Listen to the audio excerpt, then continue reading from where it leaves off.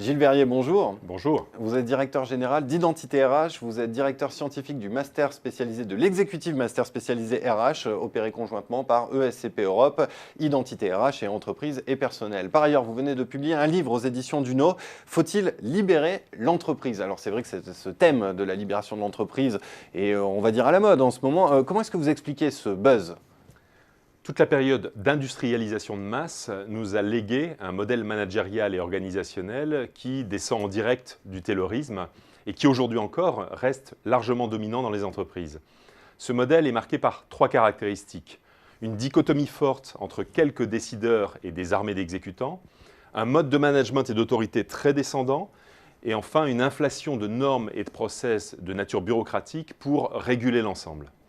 Ce modèle, aujourd'hui, ne permet plus de répondre aux enjeux auxquels l'entreprise est confrontée en ce début de XXIe siècle. La transformation de son environnement concurrentiel, de plus en plus complexe, la révolution digitale, les mutations du travail et les aspirations émergentes.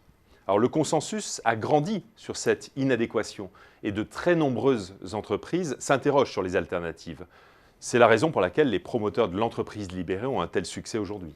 Et vous pensez que cette démarche d'entreprise libérée permet de répondre justement à ces enjeux? Alors, que disent les promoteurs de l'entreprise libérée? Que l'entreprise doit avoir à sa tête un leader libérateur porteur d'une vision. Qu'elle doit redonner leur liberté à tous les salariés, supprimer les process, les fonctions support, voire les managers. Alors, essayons de faire un peu de tri. Oui, les collaborateurs doivent avoir beaucoup plus d'autonomie et de marge de manœuvre qu'aujourd'hui. Oui, il faut débureaucratiser l'entreprise pour qu'elle puisse avoir l'adaptabilité dont elle a besoin aujourd'hui. Oui, la vision, ou plus largement les éléments de sens, sont indispensables pour que chacun ait une boussole dans cette entreprise libérée de ses contraintes. Mais non, la responsabilité, ça ne se décrète pas. Cette montée en responsabilité, elle doit être accompagnée. Non, il ne suffit pas de supprimer les process et les normes pour que des processus de décision et de régulation sains émergent. Non, le modèle de demain, ça ne peut pas être un leader libérateur, sans corps intermédiaire, sans fonction support, sans manager, qui impose sa volonté de rééducation, c'est leur terme, des salariés, a pour responsabilité le bonheur au travail et met en place un contrôle social qui pourrait être totalitaire. Il y a là un vrai risque de dérive éthique. Ce sont d'autres voies que l'entreprise doit explorer pour libérer le potentiel qu'elle recèle, notamment en s'appuyant sur d'autres travaux. Ceux de Michel Crozier, par exemple, ou bien les expérimentations qui relèvent du principe de subsidiarité, de la pyramide inversée, ou même de réalisations d'entreprises aussi différentes que Michelin, Kiabi ou PPC. Mais alors, quel modèle organisationnel, quel modèle managérial?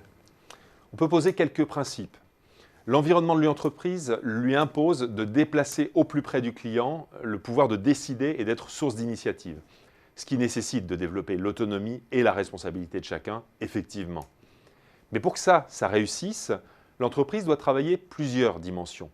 Elle doit accompagner cette montée en responsabilité, notamment via la montée en compétences. Elle doit construire avec les intéressés un projet partagé, projet stratégique, vision, ambition. Il leur servira de boussole à l'action au quotidien.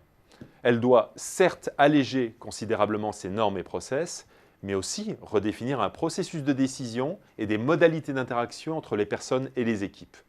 Et tout ça, elle ne le réussira qu'avec des managers repositionnés comme des ressources au service de leurs collaborateurs, et puis avec des fonctions support qui auront été, elles, repositionnées sur de la création de valeur, sans jamais oublier quelques principes éthiques autour du respect de la personne. Mais alors, parmi tous ces points que vous évoquez, on commence par quoi? Moi, je dirais qu'il n'y a pas de recette unique. L'entreprise, elle doit travailler là où ceux qui la composent estiment qu'il y a un vrai sujet, qu'il y a une priorité. Ça peut être autour de la qualité de la relation client, des pratiques de management, de la débureaucratisation des structures, de la construction d'un projet partagé. La plupart des entreprises savent bien que la réalité est complexe et que les recettes standards du type entreprise libérée ne peuvent répondre de manière mécaniste à leurs enjeux spécifiques. Les nouveaux modèles managériaux et organisationnels de ce début du XXIe siècle, ils seront construits par chaque entreprise en fonction de ses enjeux et de ses réalités. Merci beaucoup Gilles Verrier. Et puis pour ceux qui veulent aller plus loin, je renvoie à votre livre « Faut-il libérer l'entreprise » aux éditions Duno. Merci encore Gilles Verrier. Merci.